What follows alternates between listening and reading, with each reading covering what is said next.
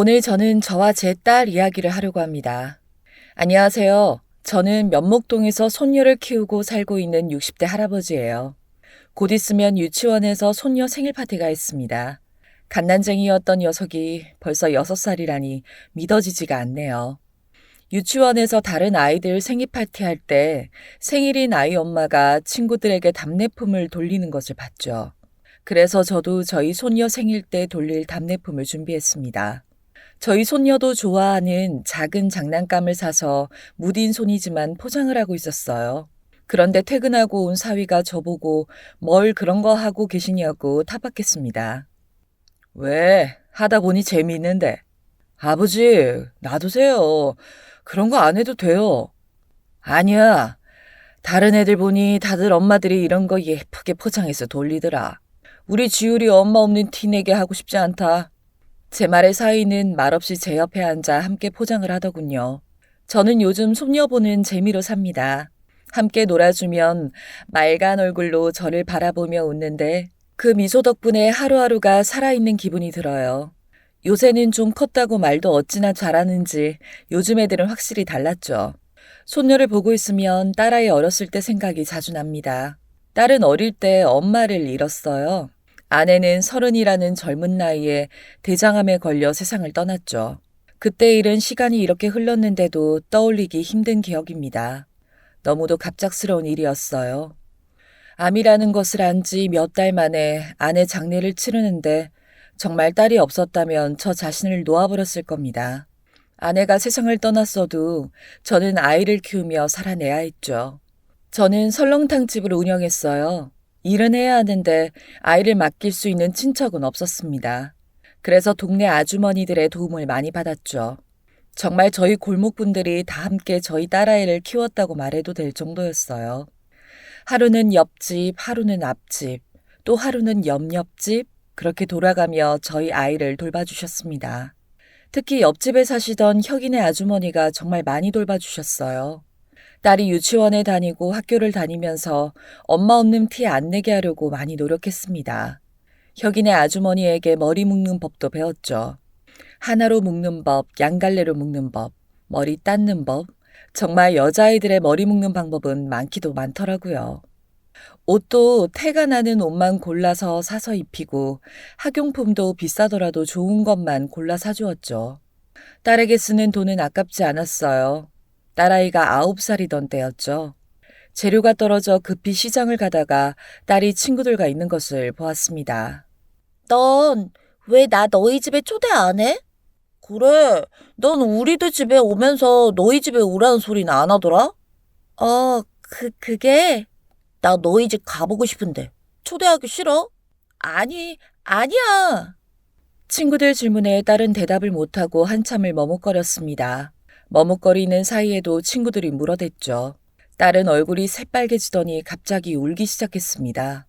친구들은 당황해서 왜 그러냐고 물었지만 딸은 그냥 계속 울었어요. 전 황급히 아이들에게 다가가 딸아이를 달랬습니다. 친구들을 보내고 아이를 데리고 우선 가게로 왔죠. 딸, 왜 그래? 무슨 일이야? 아직도 눈에 눈물이 담겨 있는 채로 딸아이는 대답했습니다. 우리 집에는 없잖아. 뭐가 없어? 엄마. 어, 어? 이런 대답이 나올 줄은 전혀 생각도 못했죠.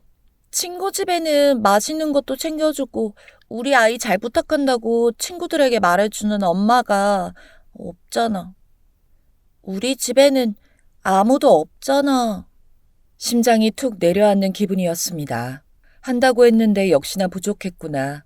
딸이 그동안 엄마 있는 친구들을 보면서 어떤 생각을 했을까 마음이 미어졌어요. 아무도 없긴. 아빠가 있잖아. 엄마들보다 아빠가 더 대단하다는 걸 보여주자. 걱정 말고 친구들 다 초대해. 저는 아무렇지 않은 척 큰 소리를 쳤죠. 딸이 친구들을 초대하기로 한 날 가게 문을 닫고 준비했습니다. 그래도 제가 명색이 주방장인데 아이들 좋아하는 것 하나 못 만들어 주겠습니까? 평소에 저희 딸이랑 친한 친구들이 모두 다 왔더군요. 아이들이 좋아하는 떡볶이도 튀김도 만들어주고 피자도 시켜주었습니다. 아이들이 식탁에 차려진 음식을 보고 와 하고 탄성을 질렀어요. 아이들 반응에 딸아이 얼굴도 환해지는 것이 보였죠.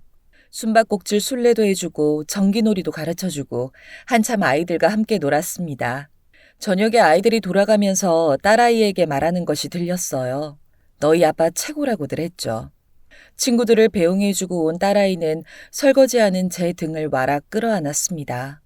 그리고는 오늘 있었던 일들, 친구들이 말한 것들을 조잘대면서 한참 떠들어댔어요. 그렇게 신나 있는 모습은 오랜만이었죠. 그런 딸 모습을 보니 저도 덩달아 신났습니다. 그 이후로는 친구들하고 별 문제 없이 잘 지내 안심했죠. 시간은 잘도 흘러 어느새 딸이 중학생이 되었어요. 바쁜 아침 딸아이가 돈을 달라고 했습니다. 뭐 하려고?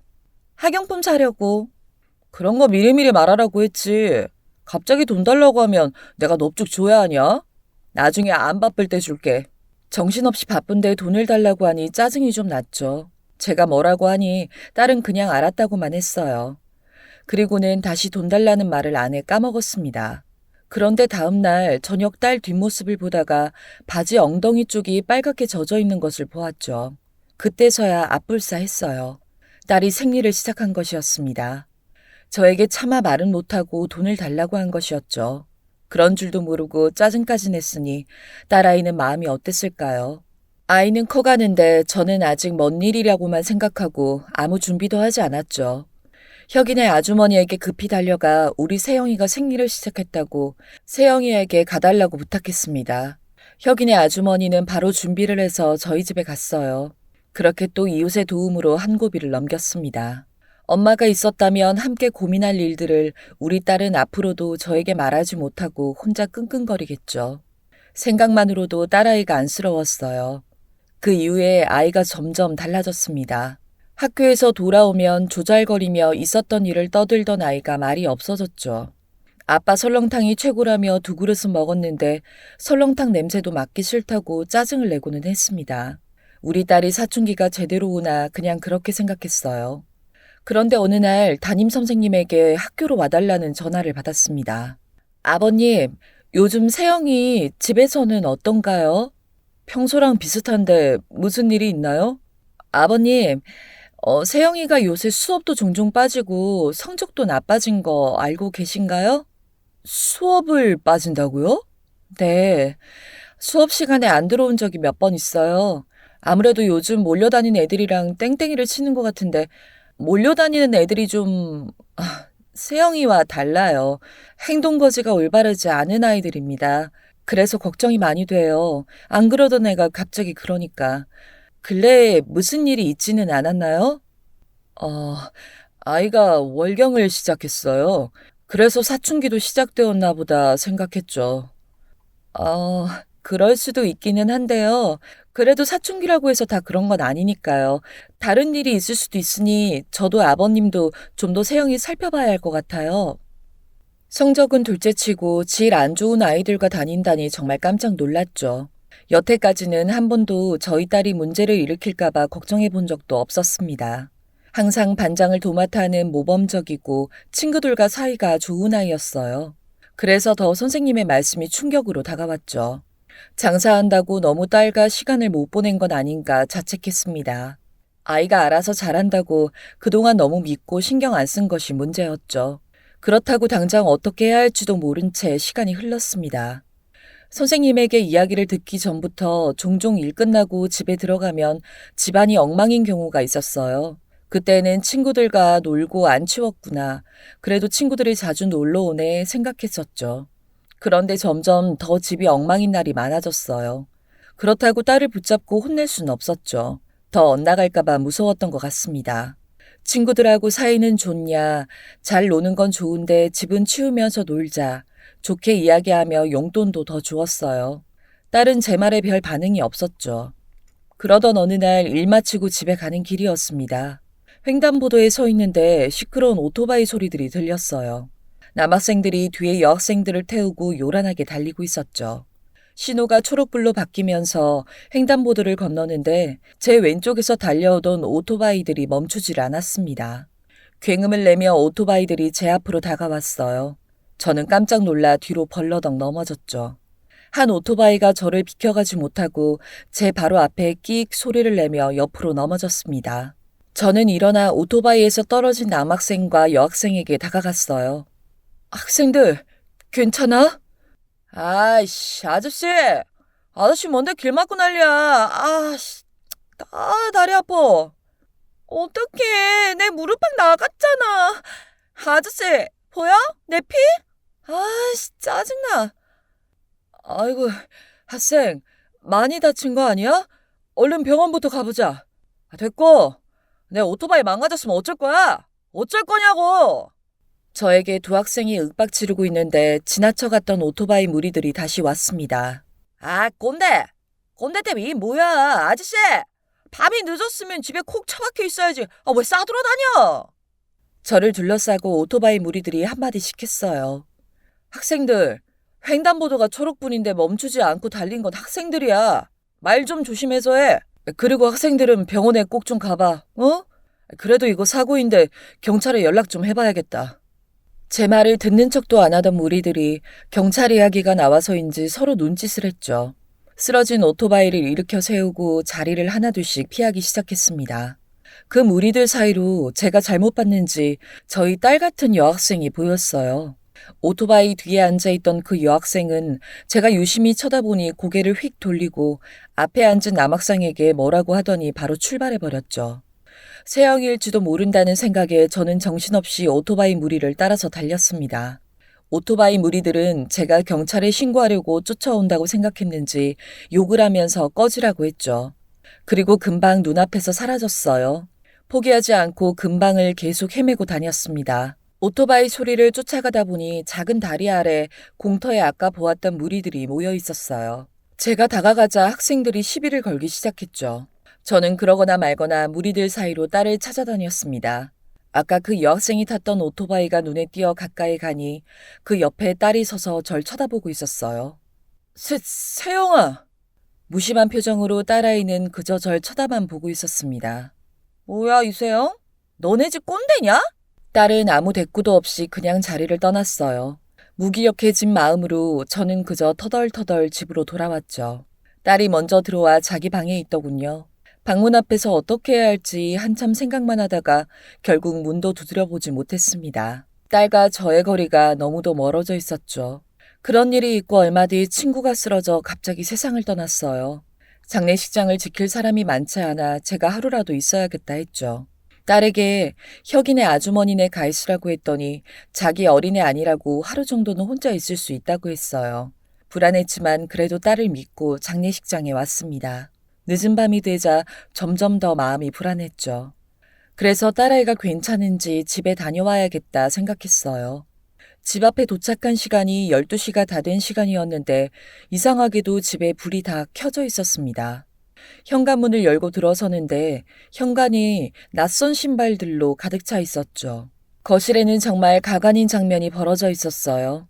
남학생들, 여학생들 무리가 섞여 앉아 술판을 벌이고 있었습니다. 이게 다 뭐야? 제가 소리를 지르자 순식간에 친구들이 도망쳐 나갔어요. 딸은 그 순간에도 별로 놀랐다거나 큰일 났다는 표정이 아니었습니다. 이세영, 이게 무슨 짓이야? 이렇게 늦은 밤에 아빠한테 말도 없이 친구들을 부르고 술판까지 벌여놨어? 이게 학생이 할 짓이야? 너 아직 중학생밖에 안 된 애가 이게 무슨 짓이야? 소리 지르는 저를 딸은 그냥 쳐다보고 있었어요. 딸의 무반응에 저는 점점 더 화가 났습니다. 아빠가 너 사춘기라고 많이 봐줬어. 그래도 이건 아니잖아. 해도 되는 일이 있고 해서는 안 되는 일이 있어. 너 남자애들하고 술까지 마시고 왜 세상 무서운 줄을 몰라? 너 더 이상 이런 식으로 행동하는 거 안 봐줄 거야. 알았어? 냄새나. 좀 떨어져서 말해. 뭐? 냄새가 나? 너 아빠한테 그게 무슨 말버릇이야? 냄새가 나는 걸 난다고 하는데 그게 뭐 어쨌다는 거야? 아빠한테 설렁탕 냄새나 구역질 난다고. 꼭 말을 해야 알아? 애들도 다 그래. 아빠한테 냄새 난다고. 그리고 아빠가 뭔데 나한테 이래라 저래라야? 아빠가 뭔데? 아빠가 나랑 무슨 상관인데 이러냐고. 무슨 상관이냐니. 이세영. 다 짜증나. 딸은 소리를 질러대고 나가버렸어요. 저에게 딸이 이렇게 소리 지르고 함부로 말한 것은 처음이었습니다. 한참을 난장판이 된 거실에 주저앉아 멍하니 있었죠. 그러다 퍼뜩 정신을 차려보니 벌써 시간이 꽤 지나 있었어요. 딸은 여전히 집에 돌아오지 않고 있었습니다. 딸을 찾으러 밤길을 나섰어요. 어디로 가야 할지 모르면서 미친 사람처럼 계속 뛰어다녔죠. 비까지 내리기 시작했습니다. 딸이 어디에선가 비를 맞고 있는 건 아닐까 걱정되었어요. 그렇게 뛰어다니다가 낙엽이 쌓여있는 길을 잘못 밟고 쭉 미끄러져 넘어졌습니다. 발목이 욱신거렸죠. 바보같이 삐끗했구나 하면서 계속 딸을 찾았어요. 그러다 아까 저희 집에 있던 딸아이 친구를 보았습니다. 그 친구를 붙들고 사정을 했죠. 그 아이는 근처 주유소로 가보라고 했어요. 주유소에 가니 모여서 떠드는 아이들 옆에 떨어져 혼자 앉아있는 딸이 보였습니다. 제가 가니 딸은 말없이 일어서 저를 따라 집으로 돌아왔어요. 세영아, 감기 안 걸리게 씻고 자라. 집에 오니 안심이 되어서인지 여태까지 아픈 줄 몰랐던 발목이 심하게 아파오기 시작했죠. 내일, 더 이상 서 있지 못하고 바닥으로 쓰러졌습니다. 딸이 놀라 119를 불렀어요. 병원에 가보니 뼈가 3군데나 부러졌다고 했습니다. 그것도 모르고 뛰어다닌 거냐고 발목이 너무 심하게 부었다고 깜짝 놀라더군요. 내일 당장 수술해야 한다고 입원하라고 했죠. 그렇게 갑자기 입원해서 수술을 했습니다. 수술이 끝나고 잠들었다가 깨어나니 딸이 제 침대에 기대어 잠들어 있었어요. 어젯밤에도 보조 침대에서 뒤척이는 소리가 들리던데 우리 딸이 많이 힘들었구나 했죠.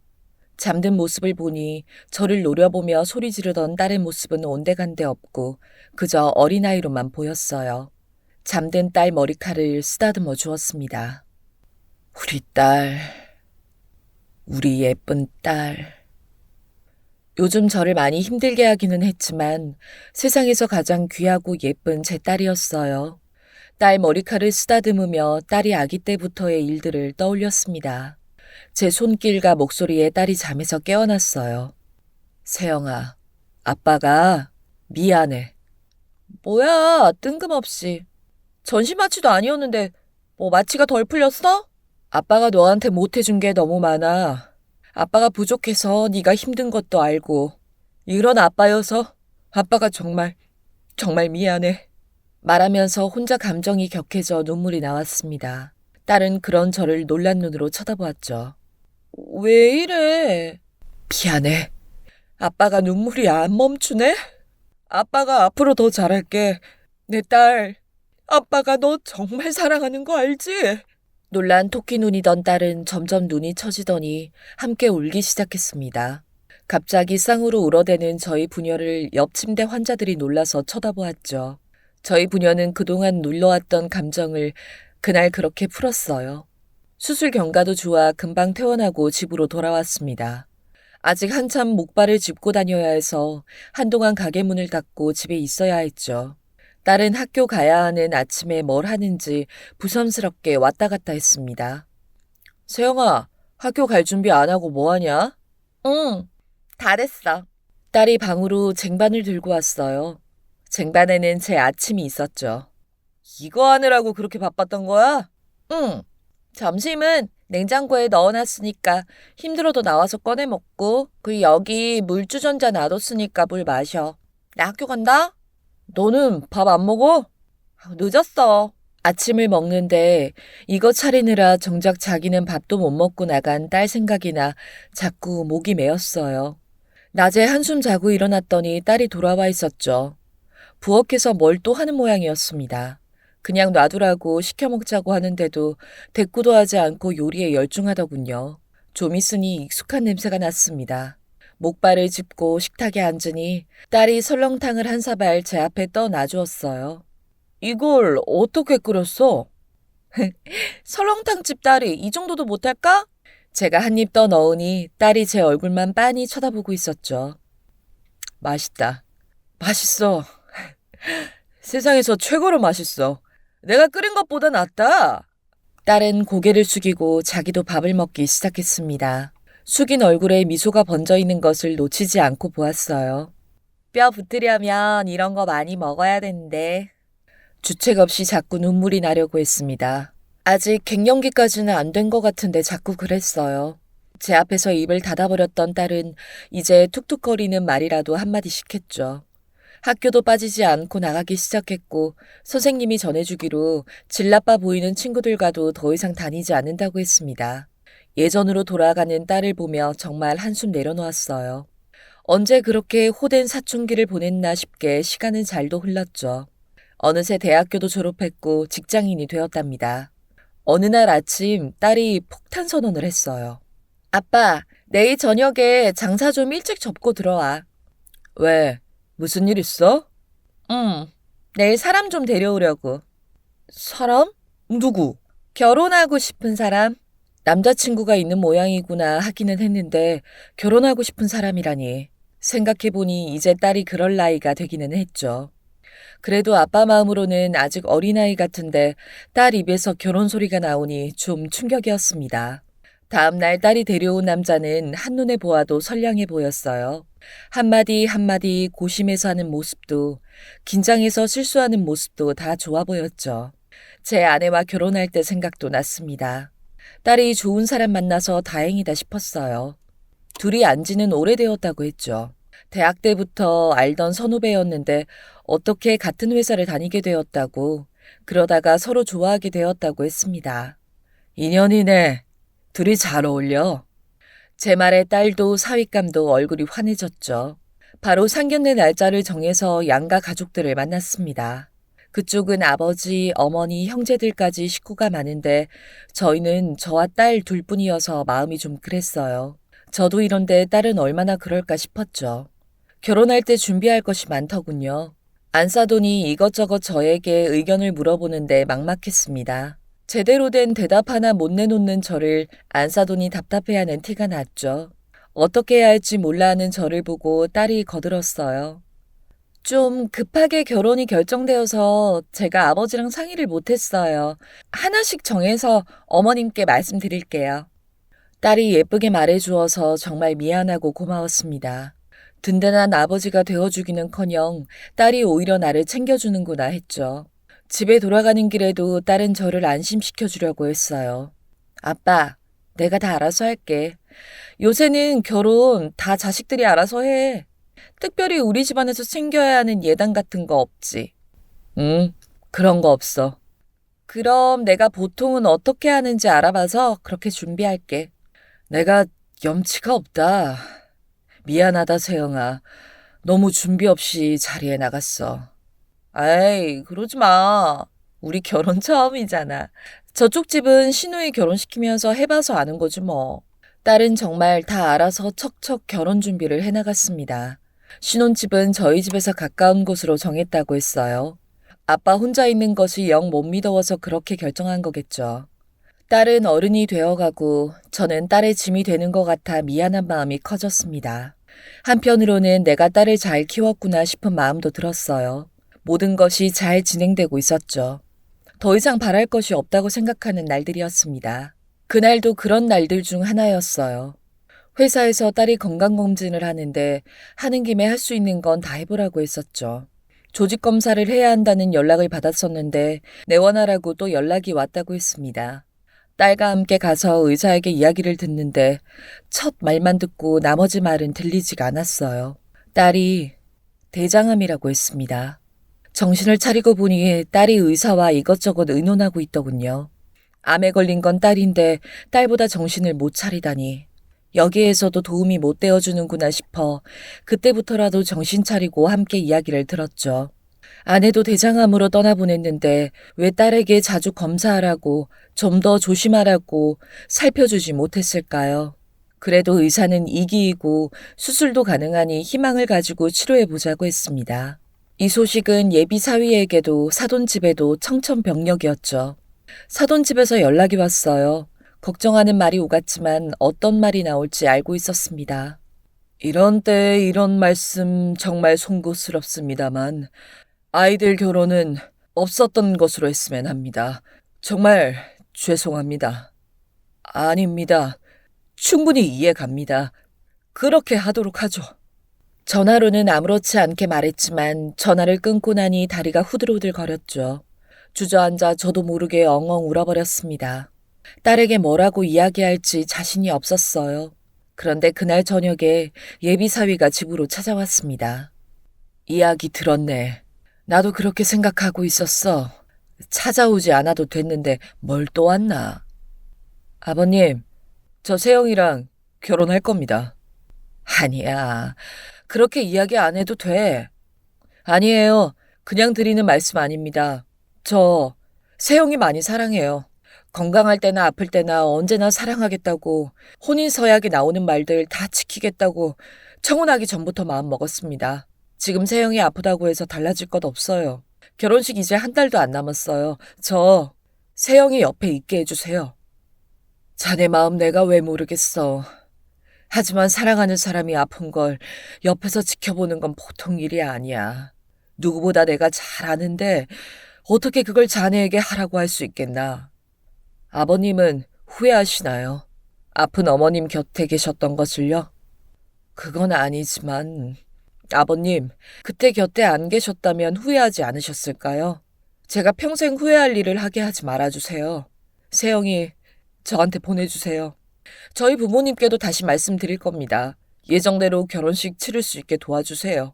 세영이 말로는 저랑 헤어진다고 하지만 정말 저랑 헤어지고 싶은 거 아니잖아요. 몸도 안 좋은데 마음까지 다치는 거 볼 수 없습니다. 예비사위 생각을 하면 결혼은 안 될 말이었지만 제 딸 가슴 아파할 거 생각하니 마음이 약해졌어요. 예비사위는 이후로도 계속 집으로 찾아왔습니다. 딸에게도 그런 것 같더군요. 그 마음에 저도 딸도 사돈도 예정대로 결혼식을 하는 것을 허락했습니다. 딸의 결혼식 전날 밤 복잡한 마음에 잠이 쉬어오지 않았죠. 따뜻한 차를 마시면 잠이 들까 싶어 식탁에 앉아 차를 마시고 있었어요. 딸도 잠이 오지 않는지 제 앞에 물 한 잔 들고 앉았습니다. 잠이 안 오니? 신부가 일찍 자야 하는데 큰일이네. 그러게. 얼굴 팅팅 붓는 거 아닌지 몰라. 괜히 둘 다 말없이 컵을 만지작거렸죠. 아빠 혼자 된 게 몇 년이지? 글쎄다, 30년 좀 안 됐지? 그러게. 내가 벌써 30이니까. 그 긴 세월 동안 아빠는 왜 그리 나를 열심히 키웠어? 응? 딸 키우는데 왜가 어딨고 열심히가 어딨어?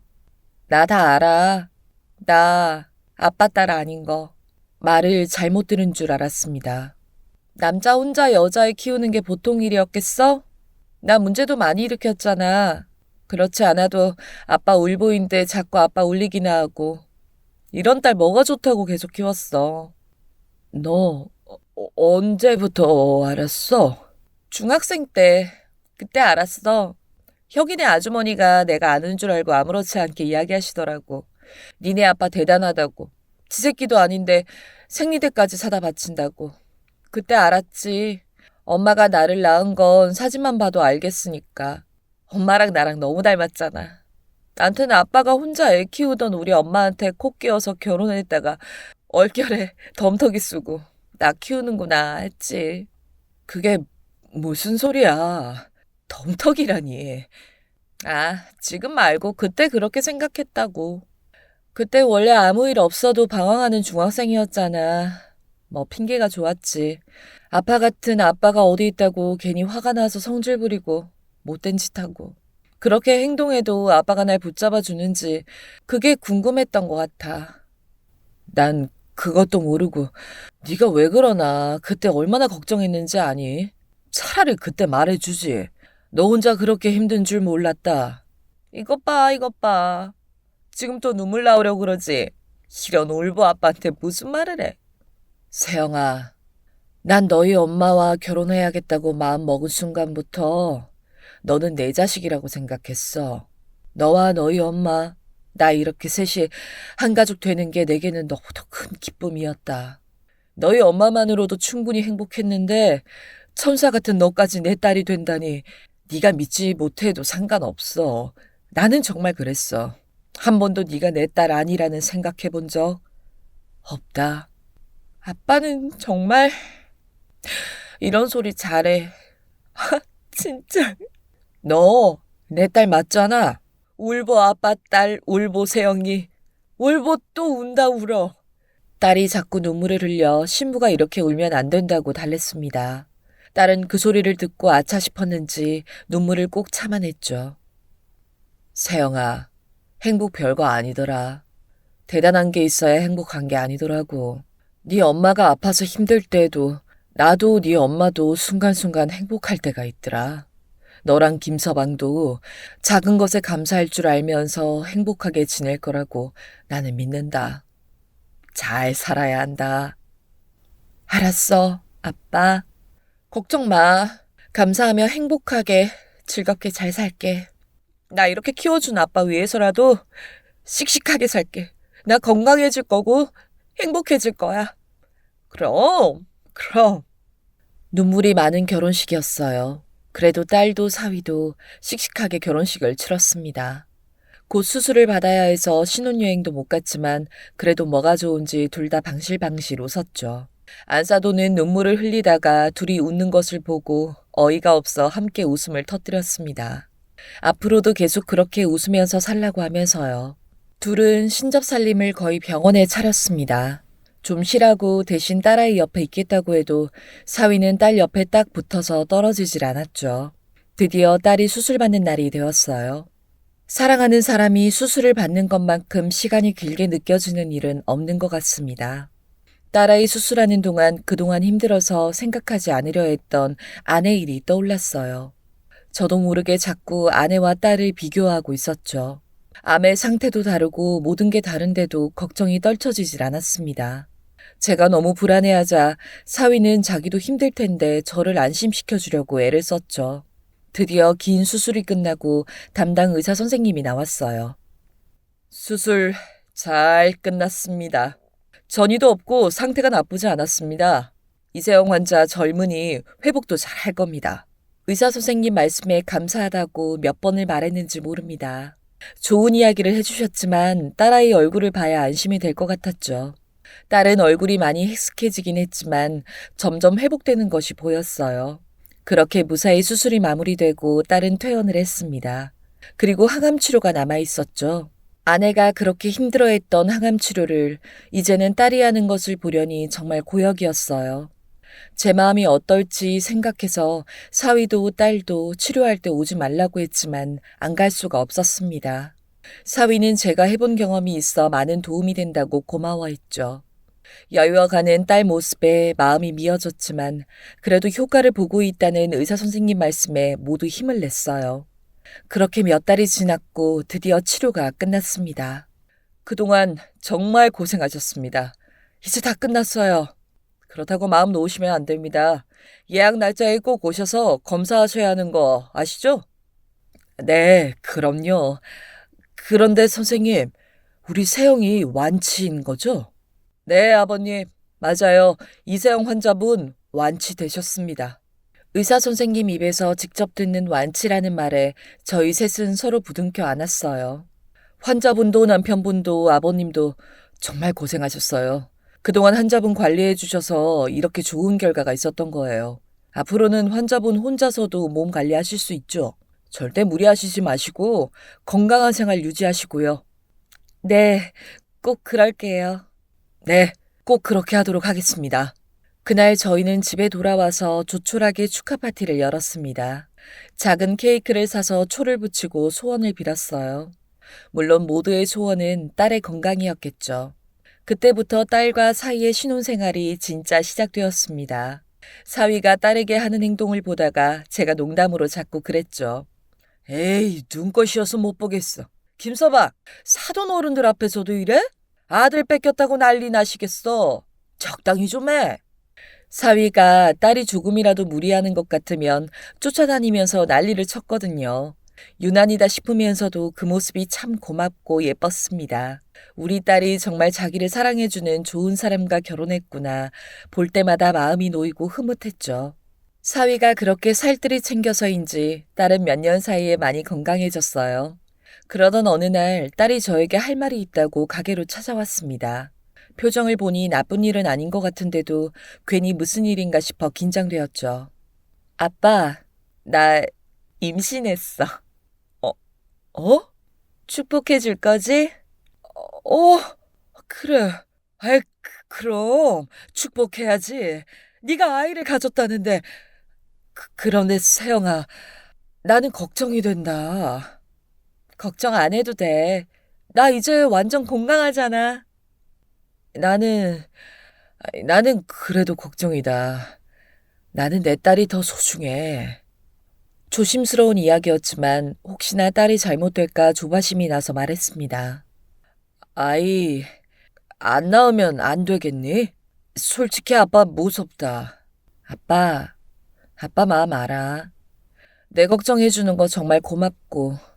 그런데 그렇게 걱정 안 해도 돼.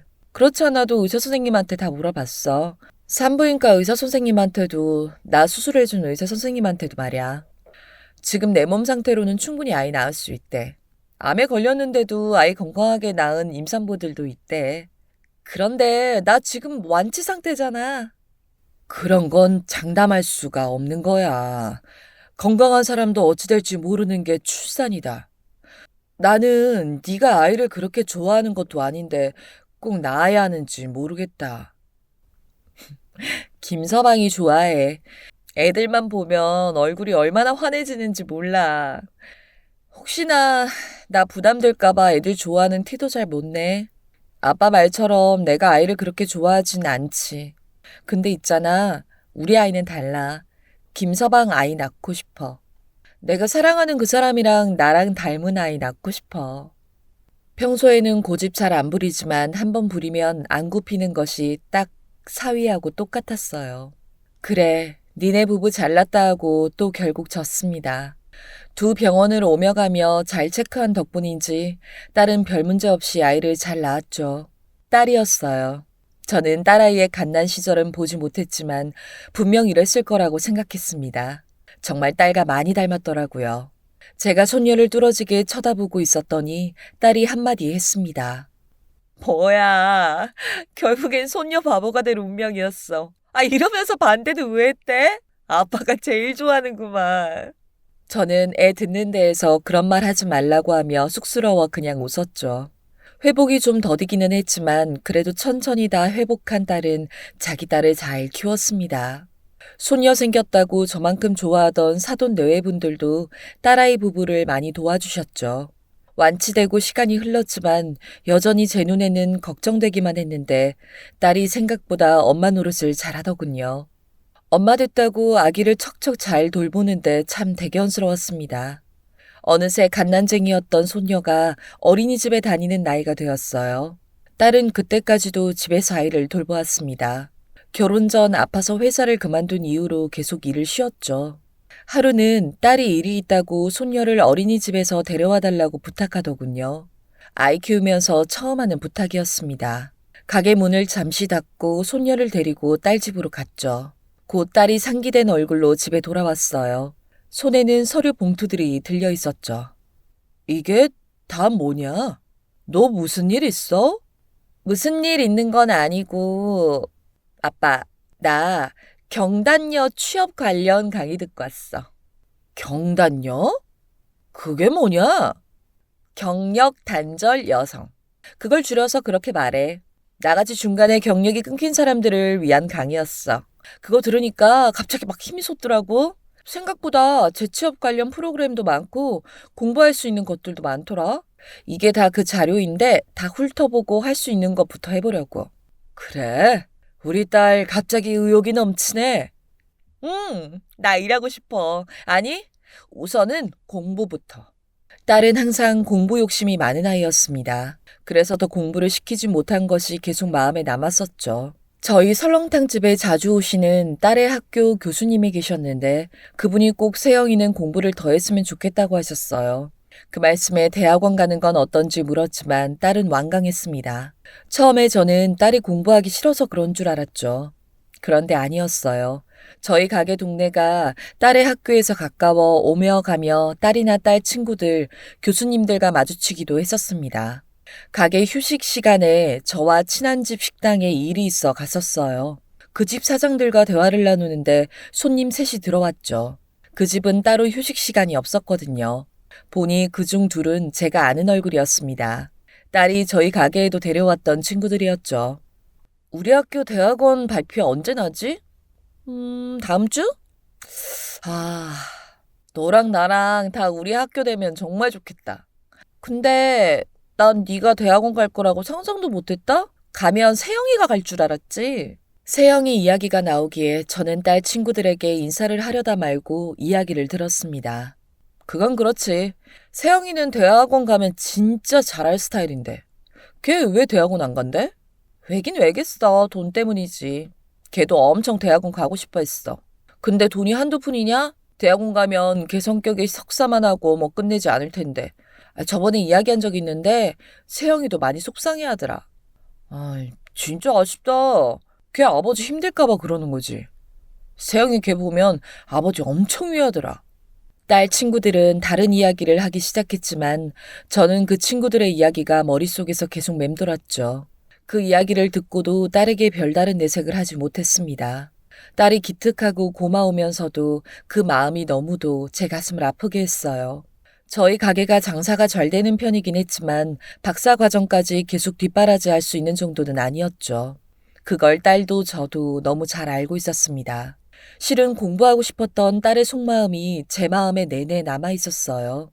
그랬던 딸이 공부가 하고 싶다고 신나서 말하는 것을 들으니 이번에라도 딸이 하고 싶다는 거 다 해주고 싶다고 생각했죠. 딸에게 필요한 것이 있으면 언제든 아빠에게 말하라고 손녀 데려오는 것도 내가 할 테니 걱정 말라고 했습니다. 다행히 사위도 딸을 응원해 주었죠. 그렇게 몇 달 동안 이것저것 알아보고 공부하더니 덜컥 취직을 했다고 말했습니다. 그것도 규모가 제법 있는 회사였어요. 우리 딸 정말 대단하다. 어떻게 이렇게 금방 취직을 했어?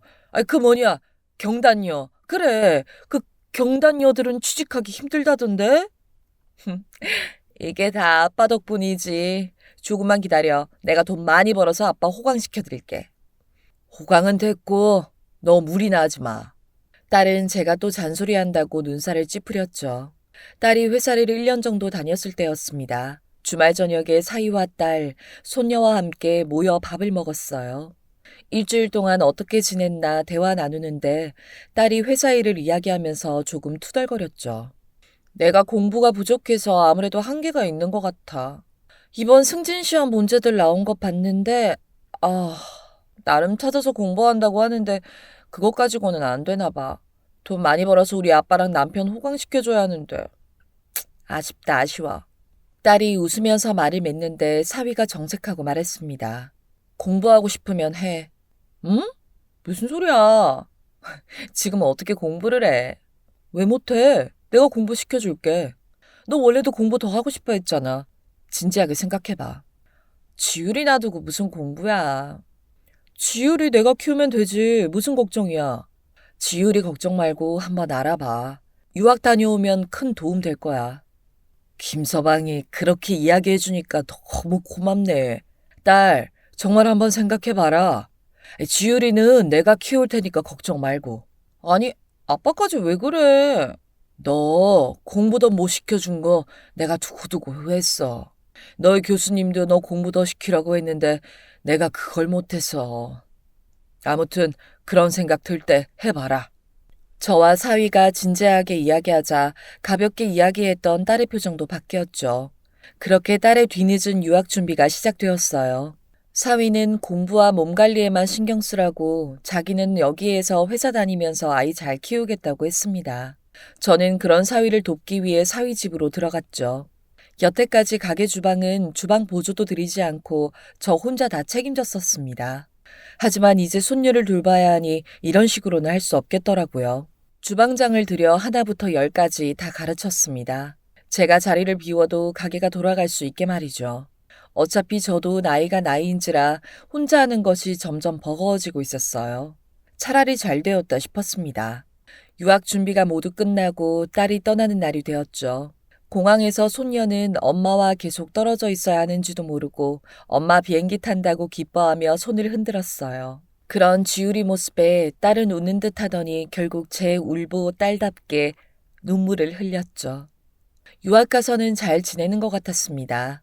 워낙 적응력도 뛰어나고 사람들과 잘 지내는 성격이라 그런 거겠죠. 한국에서보다 오히려 살도 붙었더라고요. 거기 음식이 잘 맞는가 보다 딸 얼굴을 보면서 기뻐했죠. 소녀는 한 번씩 엄마와 영상통화를 하고 나면 울먹이기는 했지만 저와 잘 지내고 있습니다. 아침에 손녀를 깨워 유치원에 보내고 가게에 나갔다가 오후에 유치원에서 데리고 와서 저녁 먹이고 재우기까지 예전에 세영이에게 했던 일들을 반복해요. 반복적으로 하는 그 일들 하나하나에서 딸이 어릴 때가 떠오릅니다. 딱 요만할 때였죠. 그때부터 제가 세영이를 혼자 키웠어요. 사랑스러운 딸아이의 얼굴을 보면서 다짐했던 기억도 납니다. 무슨 일이 있어도 이 아이를 지키자. 이 아이는 나의 하나뿐인 가족이다라고요. 저에게 가족은 하나뿐이었는데 딸 덕분에 이제는 사랑하는 가족이 둘이나 더 생겼죠. 손녀도 손녀지만 제 사위도 정말 이런 사람이 없어요. 장인이랑 사는 게 불편할 만도 한데 마냥 저에게 잘합니다. 분명 불편한 점이 있을 거라고 제발 좀 말하라고 하면 이렇게 대답하죠. 그런 거 없어요. 그냥 세영이랑 똑같으신걸요. 불편한 거 맞추고 적응하는 거 세영이랑 다 해서 아버지랑은 할 거 없어요. 그러면서 허허 웃어대요. 사위를 볼 때마다 딸아이의 남자 보는 눈에 감탄합니다. 그렇게 좋은 눈을 가진 제 딸이 내일이면 한국에 와요. 이번에는 잠깐이 아니라 아예 들어옵니다. 드디어 공부가 다 끝났어요. 한 번은 딸이 저랑 영상통화를 하다가 부엌 쪽에 뭐가 끓는 것을 보고 소리를 지른 적이 있습니다. 아빠! 저거 설렁탕 아니야? 아, 설렁탕 먹고 싶다. 그때 부엌에 있던 건 설렁탕은 아니었지만 당장이라도 만들어서 보내주고 싶은 마음이었죠. 여전히 설렁탕을 좋아하는 딸을 위해 저는 설렁탕을 만들 준비를 합니다. 요즘에는 제가 단골 거래집에 가지 않지만 오랜만에 들러 재료들을 사왔어요. 괜히 신나서 딸이 돌아온다고 자랑도 하고 왔죠. 집안에 설렁탕 냄새가 가득입니다. 다행히 손녀도 그 냄새를 싫어하지 않네요. 정말 숱하게 설렁탕을 끓여왔지만 가장 설레이는 설렁탕 한 소치입니다. 여기까지가 저와 제 딸의 이야기였네요. 내일 딸을 만날 생각에 신나서 길게도 사연을 써보았습니다. 이야기 들어주셔서 감사합니다. 날 추운데 건강 조심하십시오.